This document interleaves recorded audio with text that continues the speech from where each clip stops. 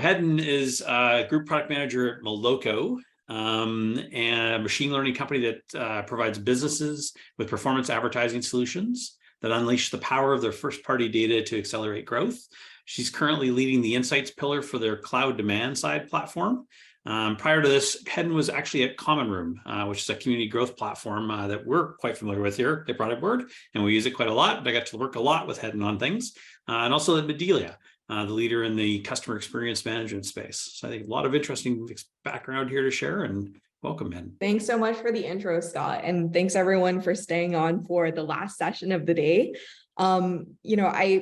I really appreciate folks, sticking around, and I hope that, people will enjoy this session, and, let's make it fun. Feel free to drop stuff in the chat. Let's engage during the session. So for this session, I'm going to be sharing some lessons from my experiences PMing at startups of lots of various different stages throughout my career. So what I'm hoping that you'll take away from this session are some practical, some very specific and tactical tips to maximize your team's output at a startup, especially given the current macroeconomic climate that where every ounce of extra effort, extra efficiency is really valuable for your teams. And so with that, we'll jump right in. So wanted to actually share some context, speaking of context, about my experiences prior to going into the tips so that you're informed about where some of this is coming from. So I've spent pretty much my entire career at B2B SaaS venture-backed startups at various different stages. So at Medelia, which is the first startup I joined, I was very lucky to join for their Series C milestone and be a part of their pre-IPO journey all the way through Series D, Series E, et cetera, through to post-IPO. And then more recently, as Scott alluded to, I worked at an early stage startup called Common Room in the community growth platform space.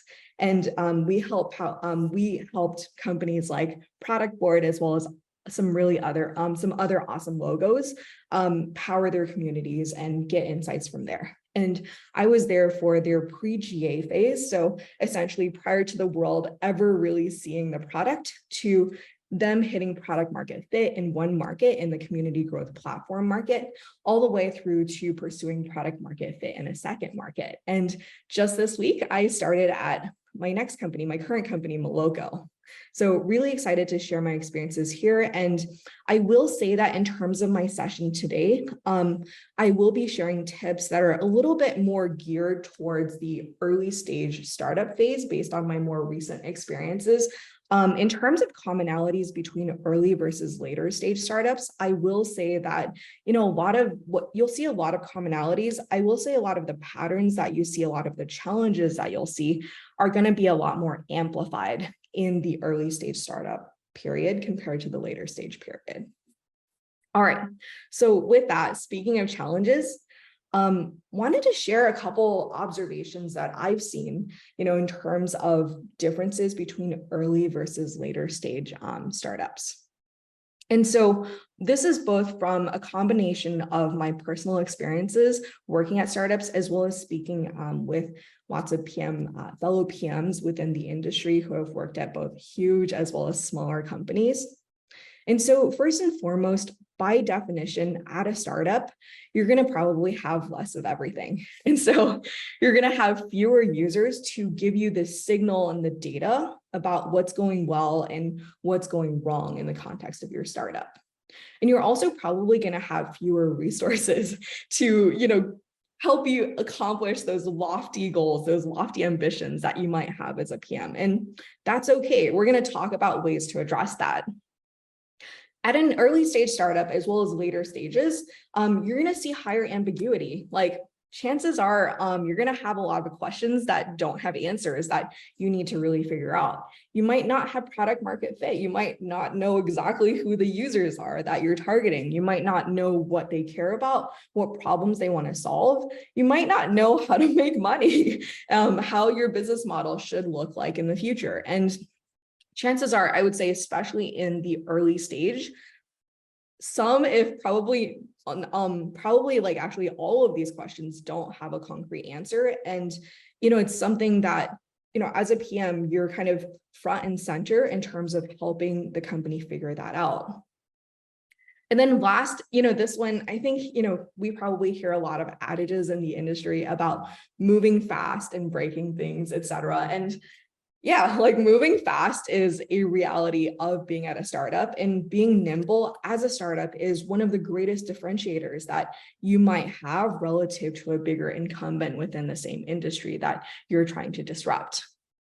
And so instead of spending, say, like several months on a release, like a Salesforce or Google, you might spend like, I don't know, weeks, days, sometimes even hours or minutes.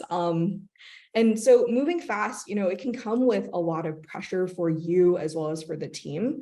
And as a leader within a startup in the PM role, it's really important for you to help manage that. And so I don't want to say that being at a startup is more pressure than working at a large company. It's just different. And specifically, the pressure is around moving really quickly. And so as a PM, really important to manage. All right, let's talk about specific recommendations. Now it's time for the tips. All right, so now that we've talked about the challenges, I wanted to share specific tips about how to address each one of the different challenges. So I'm going to start with leveraging your user community to create a flywheel of innovation so that you can generate more insights per user and get more insights as a PM. And so for this first example, I'm actually going to pick on Scott a little bit.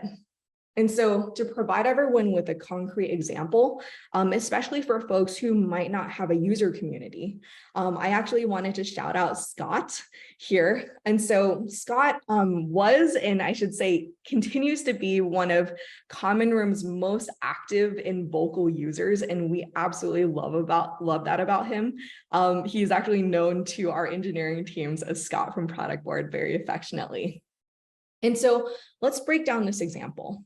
And so in this particular example, Scott, this was about 3 months ago, he requested a feature in the context of our community. As always, extremely specific request, very thoughtful feedback, and he keeps it brief, which is great. And he adds additional context here. And so from there, I, as the PM, went in, triaged the request, responded, and then also, shared a little bit about what we might want to do with this request so that he feels heard, he doesn't feel like I left him dangling. And then fast forward 3 months, as you can see here, a note from Common Room's product marketing team. Scott, like the feature came out, Scott's feature came out. Scott responded, of course. And then, more specifically, we went in and actually ended up closing the loop with Scott. And that's really important here as well, because we want to make sure that your most engaged and active and passionate users are recognized and rewarded, and see the positive impact that they're driving so that they can keep doing what they're doing. All right. Let me see. I see some notes in the chat. Yes, lots of love for Scott. Definitely, like, Scott is one of the best possible users.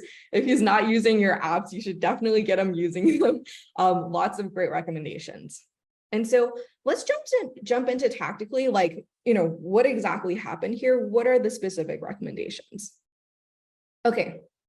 So first of all, if you want to collaborate with your users, I highly recommend, not just directly reaching out to them. You could do that, and that's awesome as well. But I also recommend creating a specific space to engage, not only directly with your users, like that one-on-one connection is important, but it's just as important for your users to be able to engage with each other so that they can, talk to each other about how they're using the product, share best practices, share learnings about what's going well and maybe what not to do. And so here, not only are your users helping each other as well as helping you in terms of the value activation within your product, but then they're also providing the social proof to each other that, hey, especially in a startup environment where maybe people haven't heard of your product, this is a real product. There are real people getting real value out of it. And so in Scott's case, case, he has done both. So not only has he contributed actively to Common Room's community, but then he's also in there helping other users. If someone has a question about how to use the product or how to get the most value, or even, on the community practitioner side, how to, be better at the practice of community management, Scott is in there helping people. And so, lots of value that you can get by creating that shared space for people to have common conversation with each other within your user base. All right. Second, identifying product innovation partners for advisory boards or future product developments. So I think a lot of people, are probably familiar with customer advisory boards. They're really critical to helping shape your product strategy. But, a lot of times in a startup environment, it's like, you're lucky if you have just a few users caring about your community, caring about your product and engaging with you. And so how do you perhaps seed some of those innovation partners, or seed like a program that you might have around product innovation partners or design partners? And so what I found is the people that, take the extra time out of their day to provide you as a PM with a signal in the context of your community, on Twitter, on LinkedIn, maybe like via email, like if they take the time to give you thoughtful product feedback, like those are the people that you want to go to. And especially if they do it time and again, because it means that they really, really care. And I see a question here from Kristen. So yes, any suggestions for platforms to use for a shared space? So I'm a little bit partial towards Slack. Slack is, yes, that's also great advice, Scott. So I will say Slack is great for if you want to target kind of that real-time engagement. I've also seen, really positive outcomes from platforms like Discord as well. One slight drawback about Discord is you won't know exactly who your users are, so you might not have as much context about where their question is coming from. But overall, lots of great platforms to use, and I love Scott's suggestions in here. All right, so, we talked just now about people who give you like thoughtful feedback time and again. So generalists, if you will, who you want these people to be considered for every possible innovation program that you might have, every new product that you're releasing where you could benefit from partnering with them. You want to give them that early access because it's a win-win. It's a win for you because you get the feedback that you want, and it's a win for them because they get to shape the product that's really important to them. And then for people asking about specific features, make sure you keep an eye on them as well. So when Common Room first developed our HubSpot integration last year, so we were definitely, taking a big bet there. And what we ended up doing was we did a search on our history of specific users in our community who requested the feature. So search is super powerful here. We wanted to see who exactly said that they were interested. And we ended up recruiting those people to our early access program. And one of those users ended up actually being a case study for our initial launch. So lots of opportunities here. And then finally, where this all comes together is creating that virtuous, like positive feedback loop. And so as a PM, when you invest in your community, your user community, and you're engaging with them, you're creating this user feedback flywheel where users are incentivized and recognized for creating like lots of great content, lots of great signal for you. And you're like rewarding the behaviors that you want to see repeated, which means you start to create a flywheel of people seeing other people getting recognized and rewarded and appreciated. And perhaps they might feel empowered to contribute themselves. And so as a result, like if and when you make a change, from that piece of feedback, like I would say like, the double benefit here is not only do you recognize that initial piece of feedback, but then when you close the loop, it's like, oh my God, this person, Scott, the reason he's known as Scott from Productboard among our engineering team at Common Room is because he really does impact a lot of our product strategy. And so he's recognized both internally at the company as well as externally in public forums as one of the legends. So frankly, everybody be more like Scott in terms of being a user. Hope you guys find users like Scott because, these are the folks that, help cultivate your community and, help you to foster more users, more people giving you insights in the context of your community and bouncing ideas off of each other, so that as a product manager, your job gets a lot easier. You get a lot more signal, you get a lot more feedback per user, so that your disadvantage of having fewer users gets turned into an advantage because you're getting more insights per user and you're closer to your users. All right. Sounds like no major additional questions here. So I'll move on to the next section. So this next piece is about optimizing for velocity over perfection. And so, we talked a lot about ambiguity in the context of startups, and that's, a huge reality check within startups. But by optimizing for velocity time and time again and shipping earlier so that you're able to validate your hypotheses faster, you're going to land on the right solution faster as a result. So, all right, quick, I guess, review slash vocab thing. So as people probably remember from physics class, velocity is not just about going fast. It's not just about speed. It's a combination of speed as well as direction. And so, as a PM, it's incumbent upon you to provide both, especially, you have to motivate your team to move fast, but then you need to give them kind of a right kind of high level directions that they're moving quickly. All right. So let me share a couple frameworks with regards to, what helped us at Common Room to, move with great velocity. And so first and foremost, if you're at a relatively successful startup, chances are you're getting a lot of different customer requests, especially if you have a great user community in place. And that's a good thing. One mistake that I made, and I would maybe add to that. So in addition to customer requests, you're probably getting requests from your board, lots of questions from your CEO about why are we not investing in XYZ? And all of that is a good thing, because all of that is, it's signal for you to make a better decision as a PM.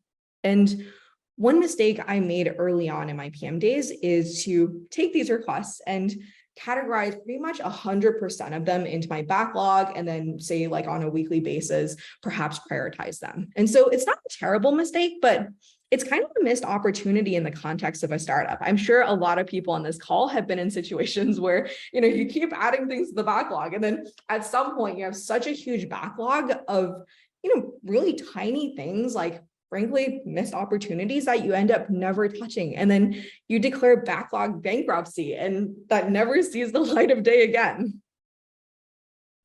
All right. So in terms of the framework that my team and I used here, it's just one minor adjustment to what I did before. And so in here, we introduced the concept of a quick win when it came to shipping product. And so by a quick win, what I mean here is this is something where we have really high confidence, pretty much 100% confidence that it will provide immediate user value. It's one of those just, of course it's going to provide value.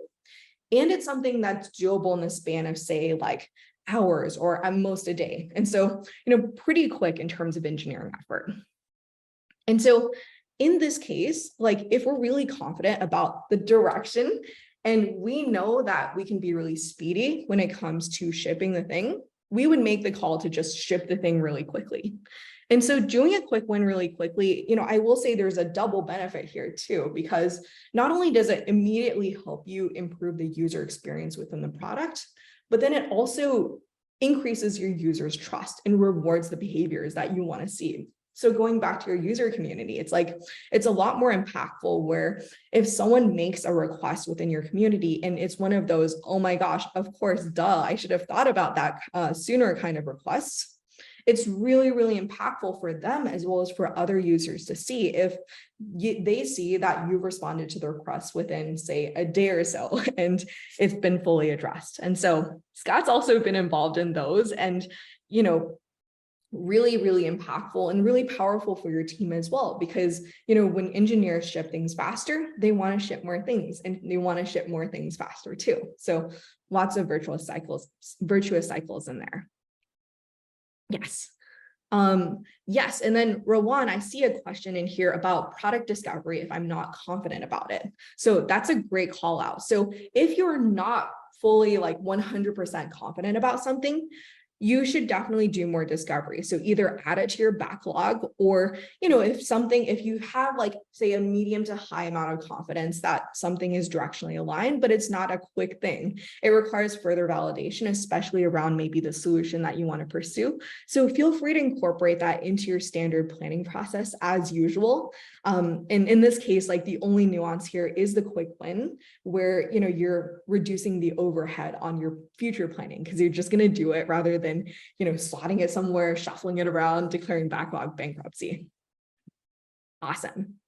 All right. So second, one framework that we also tried to challenge ourselves to time and again, both during planning as well as during those quick win cycles, is the 20-minute framework. And I have to credit this to one of the co-founders at Common Room, Tom, who is incredible at, these ideas and, being a repeat founder. And so win solution for any problem, both internally, externally, whether it's a big problem or a small problem, we'd constantly ask ourselves and challenge ourselves with the question of how would we solve this problem in 20 minutes? And it's crazy, like the fact that that question ended up causing us to think about lots of smart workarounds, lots of smart solutions, which were great. Like, especially when you think of a workaround, people love it when they don't have to ship extra code to support something.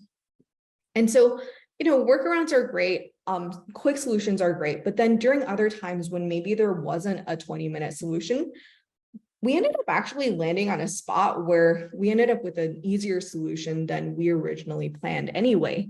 So really, at the end of the day, the 20-minute framework is a great way for you to strive for simplicity with your team. And as a result, help with efficiency in the context of a startup.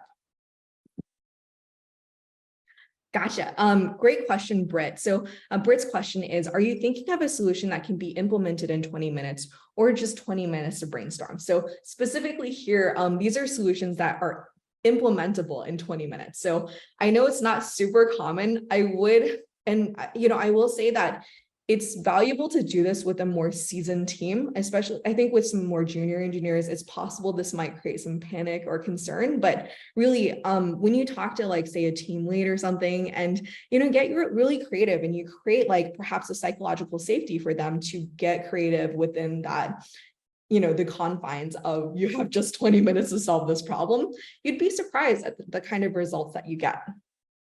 Great question.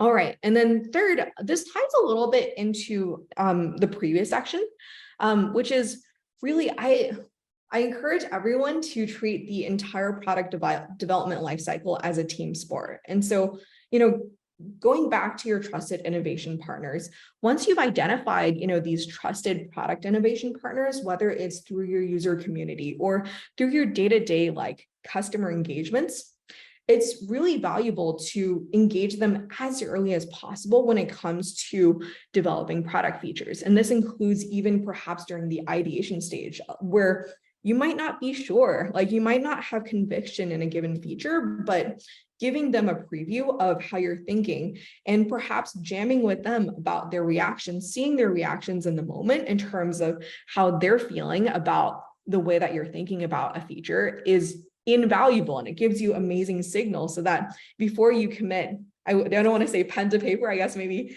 hand to keyboard and try to code something up, you already have signal about what's valuable and what's not valuable. And so really, big fan of building and designing in public. And, I guess adding on to that later in the product development process, I really encourage you also to think hard about what your MVP should be when it comes and having a different bar for your product innovation partners compared to the general public, because, going as early as possible to them with a version of your product that might not be perfect, but it kind of gives you like a structure for the overall experience. It's enough for them to start providing feedback, and ultimately going back to that win-win, they get to shape the product live before they, officially become a user of it, and before, perhaps you're launching the whole thing to the world. All right. So Ilya had a question. Hey, Ilya. Ilya is an old coworker of mine. He's awesome.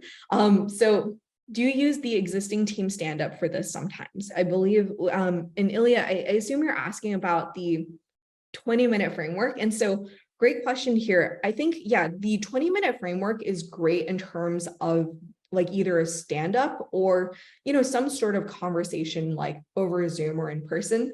Yeah, definitely like Slack, I think isn't the best channel for it. On the other hand, because I think it helps to just have everyone in the same space, like talking through and jamming out great ideas, as opposed to, I think sometimes in Slack, if you, like talk about 20 minutes, et cetera, like people might get the wrong message of, oh my gosh, I need this done in 20 minutes, et cetera. And so, yes, highly recommend doing this during, team stand-ups or, any sort of meeting where you're more like over video or face-to-face. All right, cool. Oh, and then question from Kavita. How do you address the pushback from the engineers with the 20-minute framework? This is actually a great tie-in into the next section. So in general, we actually didn't experience much pushback from engineering on the 20-minute framework. In fact, they loved it. And I think part of this is about creating the right environment for the 20-minute framework. And so, to my earlier point about, don't do it over Slack because people might misconstrue it. What you want to do is you want to be in some sort of meeting where it's like, hey, look, here's the deal. Here's the situation, bit of a tricky situation. Here's the problem. And like, how would you think about solving this? And, are there any workarounds? Like, if you had, say, like 20 minutes to solve this, like, what would you do? And, maybe treating it as like sort of a more playful exercise with the team. And they might laugh at you the first time where it's like, are you serious? Are you really, asking me to do this? But I think it really helps if you foster kind of that creative, fun atmosphere so that, then they're not thinking about the pressure associated with perhaps a customer deadline, but they're just thinking about, hey, let's jam this out. Maybe we'll come up with something. And, it feels like just a lot more low stakes and more fun. Cool. All right, moving on to the final section. And I realize we're running a little bit low on time. So I'll go really quickly. So for folks who are familiar with psychology, lots of management practices, you might have seen this before, which is the Yerkes-Dodson law. The gist of it is too much pressure or anxiety adversely affects performance. As a PM, it's really important in the context of a startup to get your team from A to B. And so really, okay, let me see. We have 2 minutes. So I think first and foremost, I touched a little bit on this, but it's important to convey all the appropriate context to your team so that they have like what the information they need to be able to get creative and come up with a solution. But whatever you do, try to focus not on causing panic. So keep it light and, keep it fun in terms of, even if you're trying to do the 20-minute framework with them, it's like, hey, this is a little bit of a timely request, but, let's talk about having some fun here in terms of jamming this out. And then I'll manage it from the customer, from managing the customer expectations and everything. Second, like, don't take yourself too seriously. Disagreements are bound to happen in a high pressure, like intense environment. So put your ego aside and focus together on driving those positive outcomes so that your team feels empowered to do the same. Definitely don't spend time arguing about, those small things that don't matter.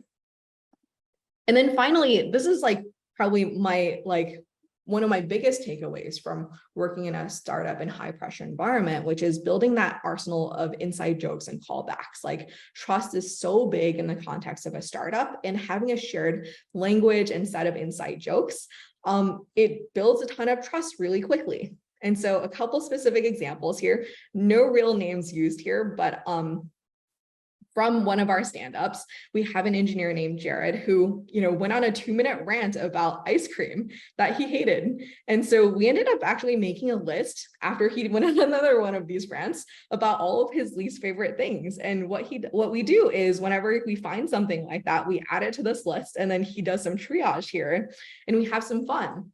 And we had so much fun that we ended up actually, one day taking all of our inside jokes about each other. So Mo on our team, who had cool hair, and Jared, who, was a bit grumpy and self-admittedly, we took that and made it into a poem. And so all that is to say is working at a startup, I highly encourage it if you guys haven't done it before. It's a lot of fun. It could be high pressure, but make sure as a PM that you as well as your team continue to have fun here. All right. Thanks, everyone. Here are the tips. For folks who want to, get in touch after this, feel free to reach out to me via the Product Makers community or LinkedIn. Happy to connect more there. Awesome. Thank you so much. Honestly, let's just make it really clear. We didn't pay you to talk about me at all. There was no talking about me, but yeah, I really appreciate you highlighting my use case, I guess, as an example. But yeah, these are all great experiences that I've had as a product person too, on the other side of this. And so being part of other communities, being involved in a product, being engaged in it is so important. And yeah, I really encourage people to do the same, whatever product you might be using and whatever place you might be doing it with, to really empower those teams and make them get the best value out of that. Awesome. Thanks so much, Scott. And thanks, everyone.